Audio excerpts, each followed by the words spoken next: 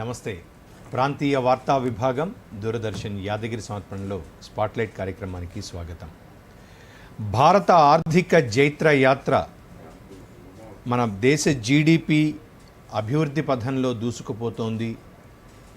గత 2025-26 ఆర్థిక సంవత్సరంలో భారత వృద్ధి రేటు 7.4% ఉంటుందంటూ అంచనా వేస్తే ఇది గత ఆర్థిక సంవత్సరం 24-25తో పోలిస్తే అంటే అప్పుడు 6.5% కంటే మెరుగ్గా ఉండడం కొంత ఆహ్వానించదగ్గ పరిణామం.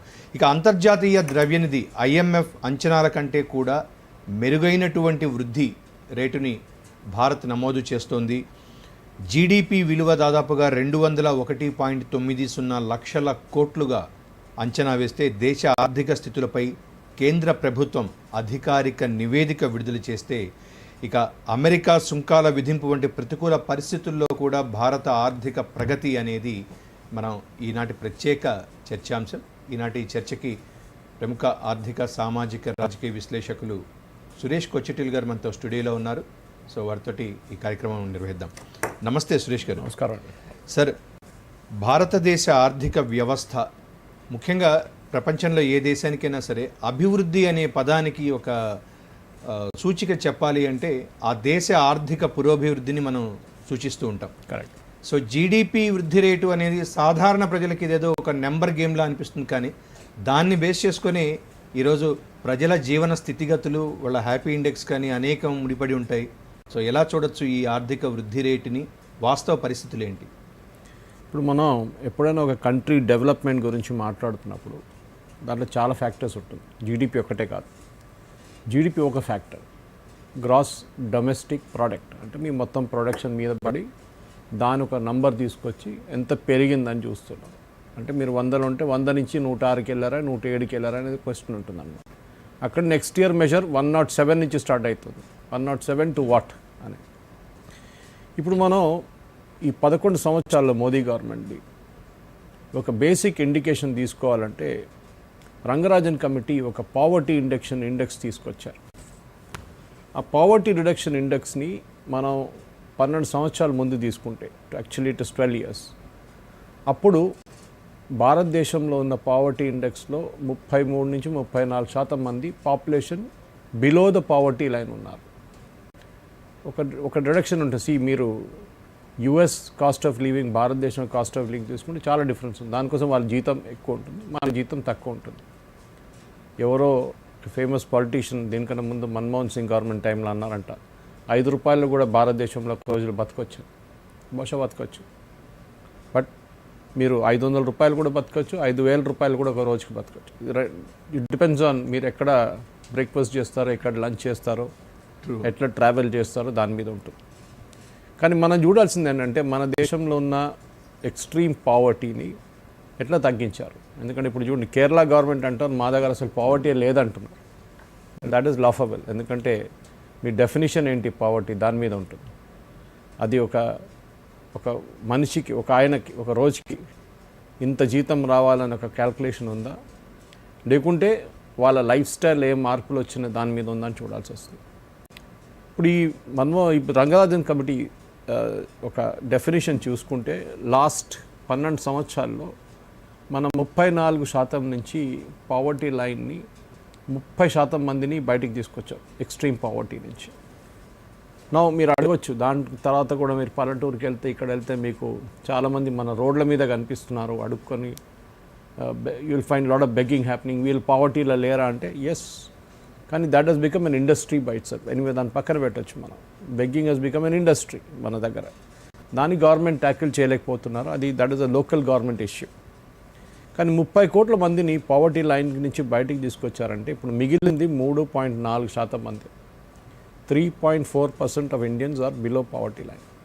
దీనికి చాలా కారణాలు ఉన్నాయి శ్రావంతి గారు. ఎందుకంటే ఒకటి, మనం గవర్నమెంట్ ఏం చేస్తున్నారు, పావర్టీ లైన్ రిడక్షన్ చేయాలంటే 1, 2, 3 ఉంటుంది. ఫస్ట్ ఎంప్లాయ్మెంట్ ప్రొవైడ్ చేయాల్సి వస్తుంది. ఎంప్లాయ్మెంట్ అంటే ఏదో అందరూ ఎంప్లాయ్మెంట్ అనగానే ఐటీ సెక్టర్ అంటారు. అదొకటే కాదు. ఎందుకంటే మన దగ్గర 40 నుంచి 50% మంది ఇప్పుడు కూడా అగ్రికల్చర్ మీద డిపెండెంట్ ఉన్నారు. సో మిగతా హాఫే మనకి అవైలబిలిటీ ఉన్నారు ఇండస్ట్రీలో పనిచేయడానికి, కానీ మిగతా ఇండస్ట్రీలో పనిచేయడానికి. ఈ 40% మంది ఉండాల్సిందే, లేకుంటే మన అగ్రికల్చర్ ప్రొడక్షన్ పడిపోతుంది. నాకు అదే చాలా భయం ఉంది. ఎందుకంటే హ్యాపీలీ ఈసారి మనం ప్యాడీ ప్రొడక్షన్లో చైనాని క్రాస్ చేసామంటూ రీసెంట్గా గౌరవ మంత్రి గారు కూడా ప్రకటించారు. కానీ ఇప్పుడు ఏం జరుగుతుందంటే, ఒకటి మెకనైజేషన్ పెరుగుతుంది. ఇప్పుడు మొన్న కూడా నేను చూశాను, కేరళలో పాలక్కాడ్లో ఒక టెలివిజన్ ప్రోగ్రాంలో లైవ్గా రిపోర్ట్ చేస్తున్నారు వాళ్ళు. అక్కడ ప్యాడీ ఇప్పుడు కల్టివేషన్, ఇప్పుడు గ్రోయింగ్, ఇప్పుడు హార్వెస్టింగ్ సీజన్ నడుస్తుంది. మెకనైజేషన్ యూజ్ చేస్తున్నారు. ఏది హార్వెస్టింగ్కి ట్రాక్టర్ వాడుకోవడం అనేది ఎప్పుడో మొదలైంది, కానీ మెకనైజేషన్లో అంటే మీరు ఎవరిని దించకుండా ఫీల్డ్లోనే మీరు మెకనైజ్ యూజ్ చేసి మీరు ప్యాడీ తీసుకుంటున్నారు, సంచులు వేసుకొని వెళ్ళిపోతున్నారు వాళ్ళు. ఇది ఎట్లా జరుగుతుంది? ఒక దేశంలో ప్రగతి రావాలంటే ఒకటి మన మెకనైజేషన్ చాలా తక్కువ అగ్రికల్చర్లో. వీఆర్ వే బిహైండ్ అడ్వాన్స్ కంట్రీ. ట్రెడిషనల్ ఫార్మేట్లోనే ఉంది ఇప్పుడు అట్లనే కూడా ఉంది. నెక్స్ట్ జనరేషన్ ఫార్మింగ్కి రావట్లేదు. నెక్స్ట్ జనరేషన్ ఎందుకు? ఇప్పుడు ఉన్న వాళ్ళే, అక్కడ ఊర్లలో ఉన్న వాళ్ళే ఫార్మింగ్కి వెళ్ళట్లేదు. ఇట్స్ నాట్ రెమ్యునరేటివ్ అంటున్నాం. సరే ఎంఎస్పీ ఉంది, దాంతోపాటు ప్యాడీ కల్టివేషన్ చేస్తున్నాం, కానీ ప్యాడీ నుంచి మనం బయటికి ఎక్కువ రాలేదు. పల్సస్ కల్టివేషన్ గవర్నమెంట్ ఎంకరేజ్ చేస్తున్నారు, కానీ అక్కడ కూడా చాలా ఇంకా we are lot of catching up to do. అది కాకుండా పామ్ ఆయిల్ కల్టివేషన్ ఆంధ్ర వైపు చూస్తున్నాం. అది కాకుండా మన వెజిటబుల్ గ్రోత్, వెజిటబుల్ క్రాప్ అది చూస్తున్నాం. అది సీజనల్ ప్రోడక్ట్స్ ఉంటాయి. ఇదన్నీ చూస్తే మనం ఈ వరల్డ్ బ్యాంక్ ఇచ్చిన ఎస్టిమేట్ ప్రకారం 6.6 నుంచి మనం 7కి ప్రొజెక్ట్ అవుతున్నామంటే మన జీడిపి సైజ్ కూడా చూడాల్సి వస్తుంది. ఇప్పుడు యుఎస్ 2% పెరిగింది, 1% పెరిగిందంటే వారి జీడిపి సైజ్ చూసి చెప్పాలి మనం. ఇట్ ఈస్ లైక్ సేయింగ్ ఎవరో 100 రూపీస్ ప్రొడ్యూస్ చేస్తున్నారు, వాళ్ళు 2% పెరిగారంటే 102 అని చెప్పొచ్చు, కానీ వాళ్ళ సైజ్ చూడండి. మనం 10లో ఉన్నాం, 10 నుంచి మనం 7కి వెళ్తే 17 మనది. So the difference is huge. మనం US number 1, China number 2, India number 3 అంటారు. ఒక టైంలో 20 సంవత్సరాల ముందు, 25 సంవత్సరాల ముందు almost India and China GDP equal ఉండే. అక్కడి నుంచి చైనా వాళ్ళు కొట్టుకొని వెళ్ళిపోయారు పైకి. Of course Chinese data always suspect, ఎందుకంటే చైనా గవర్నమెంట్ రిలీజ్ చేసిన డాటాని ఎవరు బిలీవ్ చేయరు. ఓకే, అది చైనీస్ ప్రొడక్ట్స్ లాగానే ఉంటుంది. ఎందుకంటే వాళ్ళ దగ్గర ఒక డెమోక్రటిక్ సిస్టమ్ లేదు నంబర్ రీడ్ చేయడానికి. మన దగ్గర చాలా సోర్సెస్ ఉన్నాయి. Right from reserve bank to statistical department చాలామంది దీన్ని మెజర్ చేస్తారు, కానీ దాని కూడా డిస్ప్యూట్ ఉంది జీడిపి ఎట్లా మెజర్ చేయాలి. కానీ మనం చూడాల్సింది ఏంటంటే, మన దేశంలో జరిగిన మార్పులకి మెయిన్ కారణం జామ్ ట్రినిటీ అంటారు, JAM, జన్ధన్, ఆధార్, మొబైల్. ఈ 3 తీసుకొచ్చిన మార్పులు చాలా పెద్దది. మనందరికి తెలిసిందే, రాజీవ్ గాంధీ గారు జనరేషన్ న్యూ ఎరా రిఫార్మ్స్ అంటే reforms to the level of the common man. ఏదో సిటీలో ఉన్న వాళ్ళ కోసం కాదు. ఎందుకంటే రాజీవ్ గాంధీ గారు ఫేమస్లీ ఒకసారి చెప్పారు, ఆయన రూల్ చేస్తున్న టైంలో ఢిల్లీ నుంచి రూపాయి పంపిస్తే అది స్టేట్కి వచ్చేదాకా 15 పైసలు అయితే 85 పైసలు కొట్టేస్తారని. అది ఎందుకంటే అదొక సిస్టమ్ అట్లా ఉండే. ఫస్ట్ సెంట్రల్ గవర్నమెంట్ నుంచి స్టేట్ గవర్నమెంట్కి వెళ్తుంది, స్టేట్ గవర్నమెంట్ నుంచి డిస్ట్రిక్ట్కి వెళ్తుంది, డిస్ట్రిక్ట్ నుంచి విలేజ్ లెవెల్కి వెళ్తుంది. ప్రతి చోట్ల ఏజెంట్లు, మినిస్టర్లు, ఎమ్మెల్యేలు అందరూ ఈ డబ్బులు కొట్టేస్తారు. లాస్ట్లో 15 పైసలు అందుతుంది యాక్చువల్ బెనిఫిషరీకి. ఇప్పుడు ఏం జరుగుతుందంటే, జన్ధన్ మోదీ గారు వచ్చినప్పుడు one of the first very good steps it took was banking the unbanked అన్నారు. భారతదేశంలో ఆ టైంలో ఆల్మోస్ట్ 50% మంది దగ్గర బ్యాంక్ అకౌంట్ లేకుండే. ఎందుకు? వాళ్ళు అంటారు, మాకు ఎందుకు బ్యాంక్ అకౌంట్, మేము క్యాష్లోనే డీల్ చేస్తాం కదా, మాకు డబ్బులు ఇస్తారు, ఆ డబ్బులు మాకు తీసుకోవాలి, లేకుంటే ఎమ్మెల్యే వచ్చి మాకు చెక్ ఇస్తారు, ఆ చెక్ మేము తీసుకెళ్ళి బ్యాంకులో వేయాల్సి వస్తుంది, అప్పుడు మాకు అకౌంట్ కావాలి, లేకుంటే మాకు అకౌంట్ ఎందుకని. ఇప్పుడు ఈ జన్ధన్ యోజనని క్రిటిసైజ్ చేసిన వాళ్ళే స్టేట్ గవర్నమెంట్ లెవెల్లో వాళ్ళ బెనిఫిట్ స్కీమ్స్ కూడా జన్ధన్తోనే మొలుతున్నారు. కానీ అక్కడ కూడా చాలా మటుకు ఆడిట్ జరగాల్సి ఉంది. ఎందుకంటే బీహార్లో మన జరిగిన ఎన్నికల ముందు ఒక 10,000 రూపీస్ మహిళలకు ఇచ్చారు, గుర్తుంది మీకు, 10,000 రూపాయలు ఇచ్చారు. దాంట్లో ఆల్మోస్ట్ 2-3% మహిళలకి వెళ్ళలేదు, పురుషులకి వెళ్ళింది. That means that Jan Dhan accounts were also compromised. Audit జరగాల్సి, ఎందుకంటే ఎప్పుడో ఓపెన్ చేసాం అకౌంట్లు. కొంతమంది దాని కేవైసీ దాని జాయింట్ అకౌంట్ చేసుకున్నారు కొంతమంది మెన్. అది జరగకూడదు. Anyway it's still beneficial. 97-98% కరెక్ట్గా వెళ్తుంది ఇప్పుడు కూడా. రెండవది ఆధార్. ఈ ఆధార్ సీడింగ్తోనే మనకి మీరు చెప్పొచ్చు ఇది ఎప్పుడో కాంగ్రెస్ హయాంలో తీసుకొచ్చారంటే దాని లీగల్ శాంక్టిటీ తీసుకొచ్చింది బీజేపీ గవర్నమెంట్. ఎందుకంటే లీగల్ బ్యాకింగ్ లేకుండే. నందన్ నీలకేని గారు తీసుకొచ్చినప్పుడు ఒక కాన్సెప్ట్గా పనిచేసింది అది. ఇప్పుడు ఆధార్ వాడిన ప్లేస్ ఎక్కడ భారతదేశంలో ఎక్కడ లేదు. మీరు ఎయిర్పోర్ట్కి వెళ్ళి చూపించినా కానీ, మీరు ఒక మొబైల్ ఫోన్ సిమ్ కార్డ్ తీసుకోవాలన్నా ఎక్కడైనా కానీ మీరు ఆధార్ కార్డు వాడుకుంటారు. ఆధార్ కార్డుతో చాలా మటుకు ఒకటి, ఈవెన్ ఎలక్షన్లో మీ ఓటర్ ఐడి కార్డు కూడా ట్రాక్ చేస్తున్నాను, ఇప్పుడు డూప్లికేషన్ ఉందని చూడడానికి ఆధార్ వాడుతున్నారు వాళ్ళు.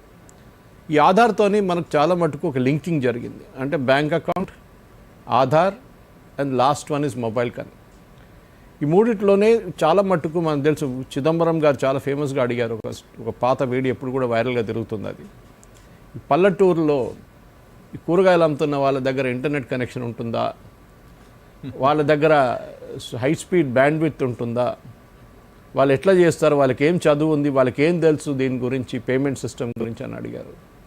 ఇప్పుడు మీరు కూరగాయలు కొనడానికి వెళ్తే, కొత్తిమీర కానీ కరివేపాకు కొనడానికి వెళ్తే కూడా మీరు క్యూఆర్ కోడ్ యూజ్ చేస్తారు. వాళ్ళు ఆ మహిళ అక్కడ కూర్చొని ఉంటుంది, ఆమె పాసిబ్లీ ఈవెన్ 5వ క్లాస్ కూడా చదువుకోలేదాము, కానీ ఆమెకు తెలుసు క్యూఆర్ కోడ్ ఉంది, ఒక దాని పక్కన స్పీకర్ పెట్టుకుంటుంది, అమౌంట్ సిస్టమ్ కూడా ఇప్పుడు వచ్చింది. ఎవ్రీవేర్ మీరు చూడండి, ఎవ్రీవేర్ ఇట్ ఈస్ వర్కింగ్ అన్నమాట. సో దాంతో ఏమైందంటే శ్రావంతి గారు, చాలా మటుకు ఇంపార్టెంట్గా ద అన్బ్యాంక్డ్ ఎకానమీ ఒకటి ఉండే, ఏది మనం బ్లాక్ మార్కెట్ అని చెప్పకూడదు, బ్లాక్ మనీ అని చెప్పకూడదు, కానీ చాలామంది టర్న్ ఓవర్ ఎప్పుడు రిఫ్లెక్ట్ కాదు. మన ఇంటి దగ్గర ఉన్న పాన్ డబ్బా వాళ్ళు కానీ పానీపూరి వాళ్ళు మనకన్నా ఎక్కువ సంపాదిస్తారు, కానీ వాళ్ళు ట్యాక్స్ ఎప్పుడు కట్టలేదు. ఎందుకంటే క్యాష్తో డీల్ చేస్తుండే. ఇప్పుడు సడన్గా ఏమైందంటే యూపీఐ వచ్చినప్పుడు, మా ఇంటి దగ్గర చాలా ఫేమస్ అల్వాల్లో ఒక ఫేమస్ ఇడ్లీ దోశ జాయింట్ ఉండే, వాడు బంద్ చేసి వెళ్ళిపోయాడు. 40 సంవత్సరాల నుంచి నడుస్తుండే, వాళ్ళ నాన్నగారు మొదలుపెట్టారు. నేను అడిగాను ఏమైందిరా, ఎందుకు వెళ్ళిపోయావంటే, సార్ క్యూఆర్ కోడ్తో అందరు పేమెంట్ చేస్తున్నారు సార్ ఇప్పుడు, దాంతో మా బ్యాంక్ అకౌంట్లో డబ్బులు వచ్చి పడ్డది. ఆ బ్యాంక్ మేనేజర్ ఏమో ఇన్కమ్ ట్యాక్స్కి ఇన్ఫామ్ చేశారు. ఇన్కమ్ ట్యాక్స్ కూడా మా దగ్గర వచ్చి పాన్ కార్డ్ ఎక్కడ, ఆధార్ కార్డ్ ఎక్కడ, లింక్ చేసావా లేదా అని అడుగుతున్నారు. సడన్గా ట్యాక్స్ కట్టాల్సి వచ్చింది సార్. అదేనా ఇష్యూ అంటే అది కూడా కాదు సార్, ఇంకోటి ఉంది. ఏంటి, స్విగ్గీ జొమాటో లాంటి వాళ్ళు వచ్చి ఆర్డర్ తీసుకెళ్తారు సార్, వాళ్ళకి 10 నుంచి 20% ఆర్డర్ వాళ్ళు తీసుకెళ్తారు. వాళ్ళు జిఎస్టీ వేస్తారు సార్ మా మీద, జిఎస్టీ కట్టలేదు మేము, సో జిఎస్టీ వాళ్ళు వచ్చి మా మీద పడ్డారు. ఆ జిఎస్టీ టర్న్ ఓవర్ మీద మళ్ళీ ఇన్కమ్ ట్యాక్స్ వాడు వచ్చి పట్టుకున్నాడు. ఇదన్నీ కలిసినప్పుడు ఏమైందంటే ఒక నాన్ ఫార్మల్ ఎకానమీ ఫార్మల్ ఎకానమీకి వస్తుంది. నేను ఎప్పుడు చెప్తుంటాను చూడండి, 4% మంది ఇండియాలో ట్యాక్స్ కడతారని. Direct taxes correct, direct taxes మీరు ఆల్వేస్ చెప్పొచ్చు, ఇన్కమ్ ట్యాక్స్ అట్లా, కానీ ఇండైరెక్ట్గా చాలా ప్రతి మనిషి జిఎస్టీ కడుతున్నారు ఇప్పుడు. ముందు అది లేకుండే. మీరు ఫర్ ఎగ్జాంపుల్ రాణిగంజ్ లాంటి ప్లేస్కి ముందు వెళ్తుంటే ఒక 10-15 సంవత్సరాల ముందు అంతా వాళ్ళ చిట్టీలు నడుస్తుంది, ఎస్టిమేట్ క్యాష్ డీలింగ్ ఉంటుంది. క్రెడిట్ కార్డ్ చాలా తక్కువ, మీరు చెక్ అయితే మర్చిపోండి, వాడు తీసుకోవాలి. ఇప్పుడు ఏంటంటే ప్రతి ప్రోడక్ట్ తయారైతున్నప్పుడు, ఒక పైప్ తయారైతున్నప్పుడు, పైప్ రా మెటీరియల్ స్టేజ్ నుంచి, ప్రొడక్షన్ నుంచి, డిస్ట్రిబ్యూటర్ నుంచి, C&F ఏజెంట్ నుంచి డైరెక్ట్ లాస్ట్ కన్స్యూమర్కి వచ్చేదాకా ప్రతి స్టేజ్లో జిఎస్టీ ఉంది. ఇన్పుట్ ట్యాక్స్ క్రెడిట్ తీసుకోవాల్సి వస్తుంది. సో ఏమవుతుందంటే అది last person also will collect that డబ్బులు, జిఎస్టీతో సహా కలెక్ట్ చేస్తారు. బికాజ్ ఆయనకి లేకుంటే లాస్ అయిపోతుంది, 8%, 10% లాస్ అయిపోతుంది ఇమీడియట్గా. సో మన ఎకానమీని కూడా మనం చూడాలంటే మనం ఎప్పుడు అంటా చూడండి, మన డ్రాయింగ్ రూమ్లో కూర్చొని ఏసీ ఆన్ చేసి ఎకానమీ గురించి మాట్లాడుతుంది. Economy is the last person in the street. Modi గారు అదే చేశారు.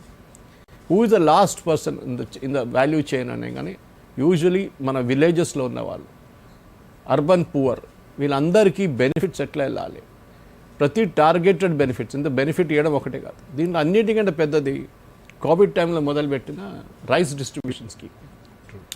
80 కోట్ల మందికి ఆల్మోస్ట్ మనం ఇప్పుడు కూడా బియ్యం ఇస్తున్నాం. దాంతోపాటు కొన్ని స్టేట్ గవర్నమెంట్స్ ఎక్స్ట్రా కూడా ఇస్తున్నారు. సెంట్రల్ గవర్నమెంట్ కూడా అప్పుడప్పుడు షుగర్ అండ్ పప్పులన్నీ ఇస్తున్నారు.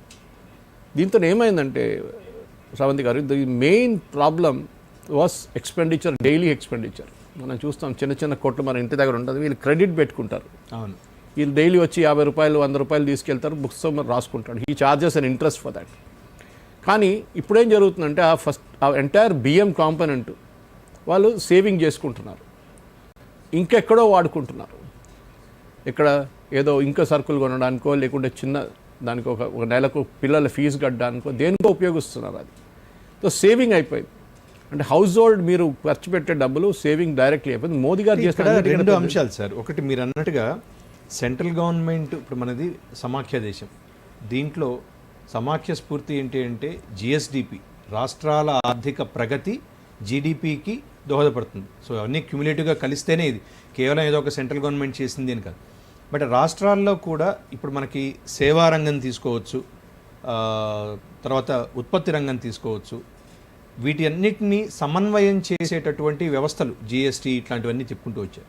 కానీ ఉదాహరణకి ఇప్పుడు ఈ సేవా రంగంలో భారత్ జీవీఏ పెరగడానికి అక్కడ వస్తున్నటువంటి అవకాశాలు దేశీయంగా రాష్ట్ర వ్యాప్తంగా అనేక రాష్ట్రాలు అవలంబిస్తున్న పద్ధతుల గురించి మనం మాట్లాడుకుంటే ఆ కన్ఫ్యూజన్, ఆ కాన్ఫ్లిక్ట్ అనేది ఎక్కడొస్తుంది?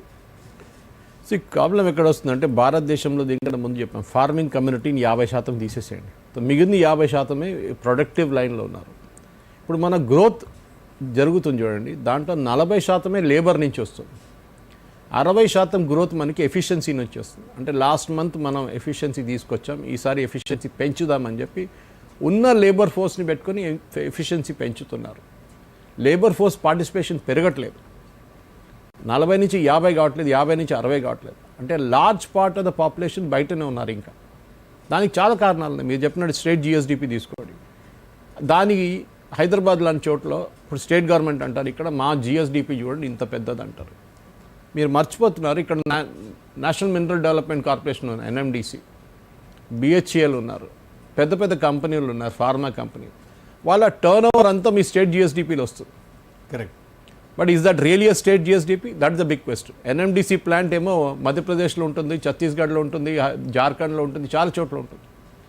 వాళ్ళు అక్కడ టర్న్ ఓవర్ కూడా ఇక్కడే బిల్ చేస్తారు ఒక్కొక్కసారి. ఇప్పుడు మీరు రిలయన్స్ తీసుకోండి, రిలయన్స్ హెడ్ క్వార్టర్స్ ముంబైలో ఉంది, వాళ్ళు ప్రతి చోట్ల ప్రొడక్షన్ ముంబైలో వాళ్ళు ట్యాక్స్ కడతారు. వాళ్ళు దానికోసం Mumbai the financial capital of India, చాలా కంపెనీస్ అక్కడ హెడ్ క్వార్టర్స్ అక్కడ ఉంటుంది వాళ్ళకి.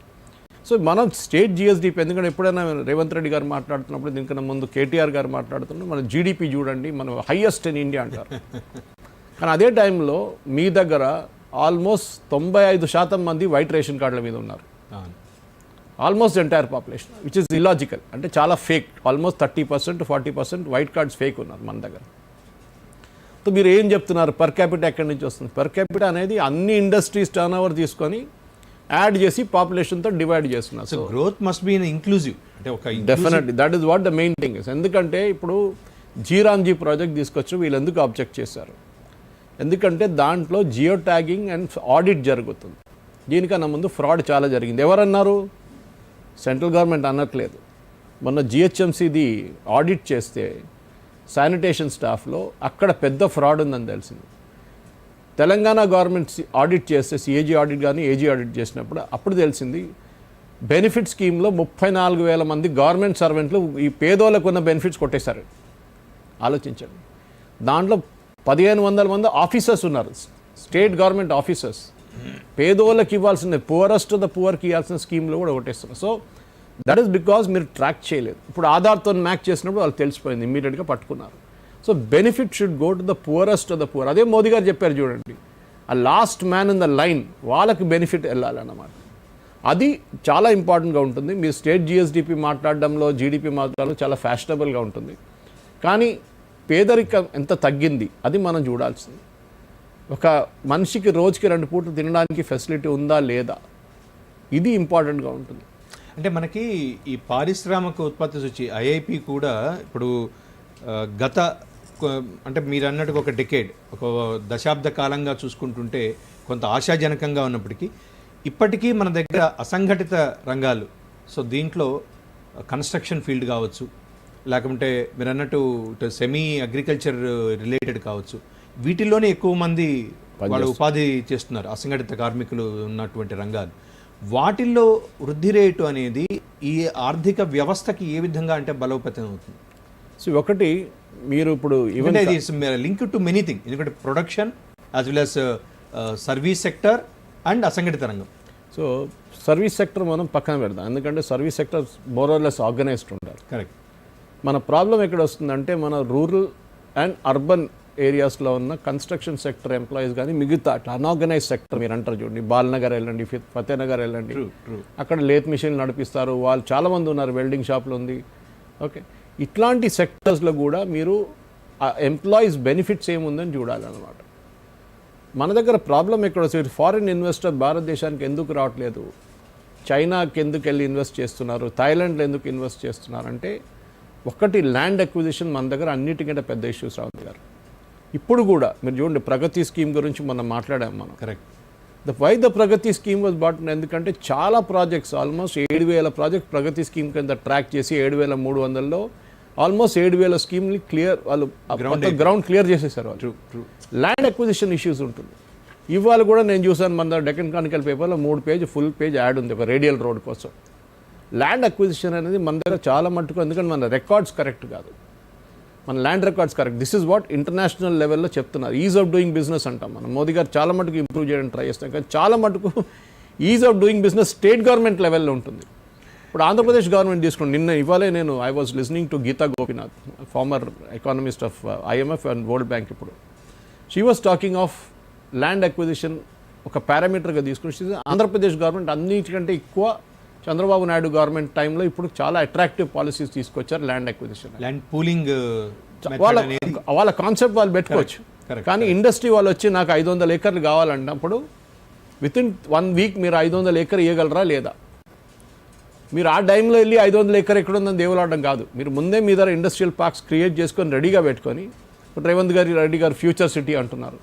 మీ దగ్గర 2,000, 3,000, 10,000 ఏకర్లు పెట్టుకుంటే రేపు ఒకటి వచ్చి నాకు 40 ఏకర్లు కావాలి, I will pay the market rate, ఫ్రీగా ఇవ్వడం కాదు, పే ద మార్కెట్ రేట్ అనగానే మీరు ఆయనకి రెడీగా తెచ్చి 3 రోజులు సంతకం పెట్టి ల్యాండ్ అలాట్ చేస్తారు. రెండవది స్కిల్డ్ అవైలబిలిటీ, మ్యాన్ పవర్. మనం మాట్లాడుతుండే భారతదేశంలో అన్ఎంప్లాయ్మెంట్ కాదండి. We have an employment problem కాదు, we have an unemployment problem. ఎందుకంటే స్కిల్ లేదు. మన దగ్గర స్కిల్ ఎంప్లాయీస్ చాలా తక్కువ. మన ఐటీఐలు ఇంకా అప్గ్రేడ్ చేయలేదు చాలా మటుకు. ప్రధాన మంత్రి కౌశల్ యోజన కింద స్కిల్ డెవలప్మెంట్ ఇచ్చారు, చాలా పని చేయాల్సి ఉంది అక్కడ. ఇప్పుడు కూడా ఐటీఐలు almost 18th century 19th century ఎక్విప్మెంట్తో ఆపరేట్ చేస్తున్నారు చాలా దగ్గర. ఇప్పుడు స్కిల్ యూనివర్సిటీ అన్నారు ఇక్కడ తెలంగాణలో. Yes, we need that. కానీ ఎంతమందిని మీరు ట్రైన్ చేస్తారు స్కిల్? We need thousands. ఇవాళ ఒక ప్లంబర్ దొరకడు, కార్పెంటర్ దొరకడు, మీకు ఎలక్ట్రీషియన్ దొరకడు, ఎయిర్ కండిషనింగ్ మెకానిక్ దొరకడు, కానీ సాఫ్ట్వేర్ ఇంజనీర్ దొరుకుతారు మీకు, చాలామంది ఉంటారు. That is the tragedy of this country. We need more ITIs than IITs. IITs కావాలి మనకి, ఇప్పుడు చాలా ఎక్కువ చేశారు IITs. కొంచెం డైల్యూట్ కూడా అయిపోయింది స్టాండర్డ్ IITsది. కరెక్ట్. అది కాకుండా ITIని మీరు అప్గ్రేడ్ చేయండి. రూరల్ ఏరియా నుంచి అర్బన్ ఏరియా దాకా ఉన్న ITIని మీరు అప్గ్రేడ్ చేస్తే ఇండస్ట్రీకి రెడీమేడ్ మ్యాన్ పవర్ దొరుకుతారు. ఇవాళ అది పెద్ద ప్రాబ్లం. వాళ్ళు ట్రైనింగ్ ఇవ్వాల్సి వస్తుంది చాలా చోట్లలో. ఎందుకు స్కిల్ యూనివర్సిటీ సెటప్ చేస్తున్నారు స్టేట్ గవర్నమెంట్? ఎందుకు Pradhan Mantri Kaushal Yojana? That means we have failed. Last 50 సంవత్సరాల్లో మనం ఒక మ్యాన్ పవర్ పూల్ని క్రియేట్ చేయలేకపోయాం మనం. అవును. దాన్ని ఏమంటారు? అన్ఎంప్లాయ్మెంట్ ప్రాబ్లం, ఉద్యోగం లేదు. ఉద్యోగం ఉండదండి, because you're doing degree courses. మన he was talking about it. Sanjay garu Sanjeev Saran garu మాట్లాడుతున్నారు. This entire education system, especially మన డిగ్రీ సిస్టమ్, దాన్ని స్క్రాప్ చేసేసేయాలి. మీరు ఇంటర్మీడియట్ ఫినిష్ చేయగానే 10+2 ఫినిష్ చేయగానే ఒక డిప్లొమా చేసి ఒక టెక్నికల్ ఫీల్డ్ నుంచో నాన్ టెక్నికల్ ఫీల్డ్ నుంచో మీరు డైరెక్ట్ ఎంప్లాయ్మెంట్కి వెళ్ళిపోండి.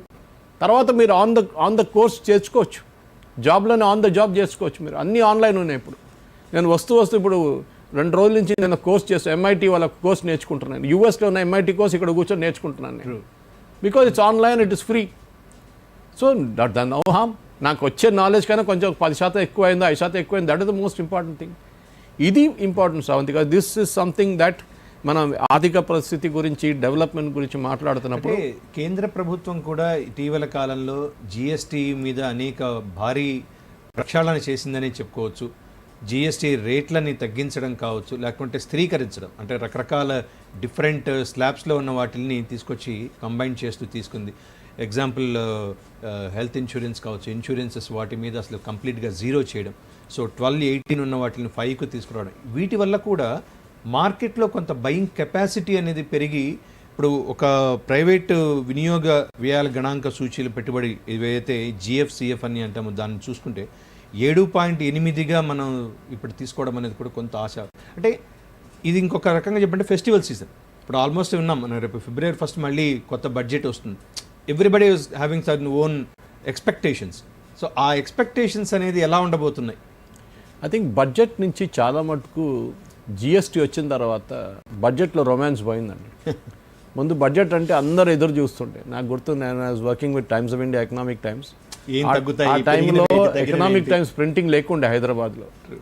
కాపీలు బాంబే నుంచి వస్తుండే బడ్జెట్ ఇష్యూ. అంటే ప్రీవియస్ డే మన ఫిజికల్ పాలసీ దాని గురించి ఒక స్టేట్మెంట్ వస్తుంది, ఫైనాన్షియల్ సర్వే కాబట్టి చాలామంది ఎదురు చూస్తుండే. 100 పేజీలు 200 పేజీలు ఉంటుండే స్పెషల్ సప్లిమెంట్. ఇప్పుడు అన్ని పీడిఎఫ్ ఫార్మాట్లో మీకు పార్లమెంట్లో టేబుల్ చేయగానే ఇక్కడ మనకు వచ్చేస్తుంది. మోర్ ఆర్ లెస్ జిఎస్టీ వచ్చిన తర్వాత టాక్సేషన్ కాంపోనెంట్ చాలా మటుకు గవర్నమెంట్ చేతి నుంచి బయటకు వెళ్ళిపోయింది. మిగిలింది ఇన్కమ్ ట్యాక్స్ కానీ చిన్న చిన్న మిగతా ట్యాక్సెస్ వాళ్ళు టింకర్ చేసుకుంటారు. కానీ మోర్ ఆర్ లెస్ జిఎస్టీ మొత్తం స్టేట్ గవర్నమెంట్స్ కూర్చొని జిఎస్టీ కౌన్సిల్ డిసైడ్ చేస్తున్నారు.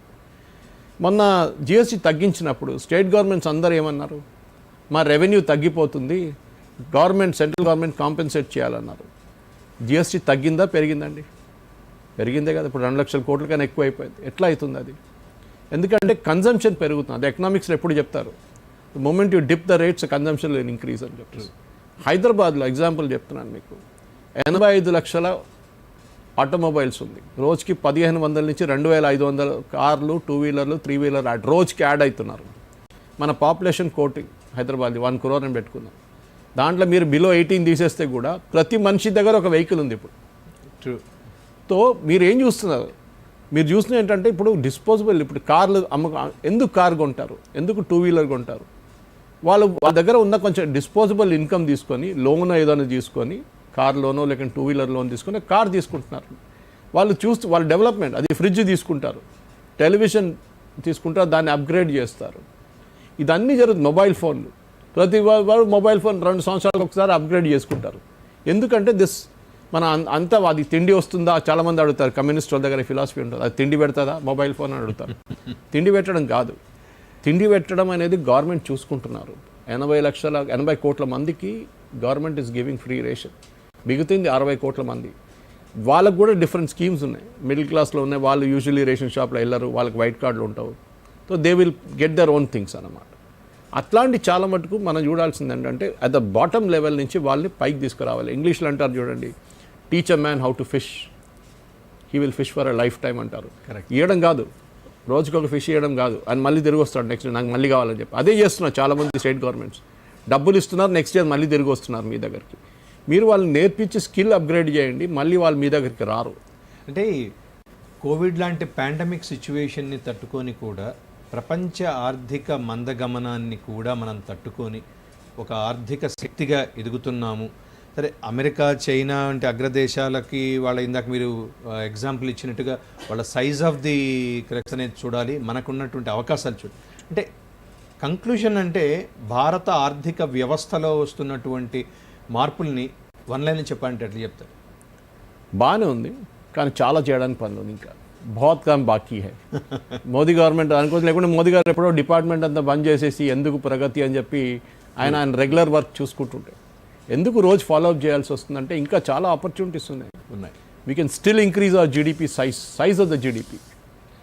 అది ఇంపార్టెంట్, గ్రోత్ కాదు, సైజ్ ఆఫ్ ద జీడిపి. మనం 3rd largest economy, 4th largest economy, కానీ మనకి చైనాకి ఎంత డిఫరెన్స్ చూడండి. మనకి యూఎస్కి ఇంకా 30-40 సంవత్సరాలు పడుతుంది క్యాచప్ చేయడానికి. We last a golden opportunity. 1970s నుంచి 60s నుంచి 90 దాకా నరసింహరావు గారు తీసుకొచ్చిన ఎకనామిక్ రిఫార్మ్స్ దాకా we last 30 to 40 years of golden period. Soviet model వెళ్ళిపోయి ఆ communist model, socialist model 5-year plan పెట్టుకొని మొత్తం ధ్వంసం చేసాం మనం ఇండస్ట్రీని. ఒక లైసెన్స్ రాజు పెట్టుకున్నాం. స్కూటర్ తయారు చేయాలంటే లైసెన్స్, స్టీల్ కావాలంటే లైసెన్స్, అన్నిటికీ లైసెన్స్ పెట్టాం. టుడే ద ఫ్రీ మార్కెట్, ఎవరు కావాలంటే వాళ్ళు చేసుకుంటారు. ప్రొడక్షన్ కెపాసిటీ, కాంపిటీషన్ అన్నీ వచ్చేస్తుంది. ఎనివే, భారత ఆర్థిక జైత్రయాత్ర కొనసాగాలి అని కోరుకుందాం. తద్వారా అనేక రకాలైనటువంటి ముందు ప్రజల సంతోషం, హ్యాపీ ఇండెక్స్ అనేది ఆర్థిక వ్యవస్థ మీదే ఆధారపడి ఉంటుంది. కాబట్టి రానున్న రోజుల్లో అభివృద్ధి పథంలో పయనిస్తుంది అని మనం కూడా ఆశిద్దాం. Thank you so much Suresh గారు కార్యక్రమంలో పాల్గొన్నందుకు. ఇది ప్రాంతీయ వార్తా విభాగం, దూరదర్శన్ యాదగిరి సమర్పణలోని ప్రత్యేక చర్చా కార్యక్రమం. స్పాట్లైట్ కార్యక్రమం ఇంతటితో సమాప్తం. మరొక కార్యక్రమం మళ్ళీ కలుద్దాం. నమస్తే.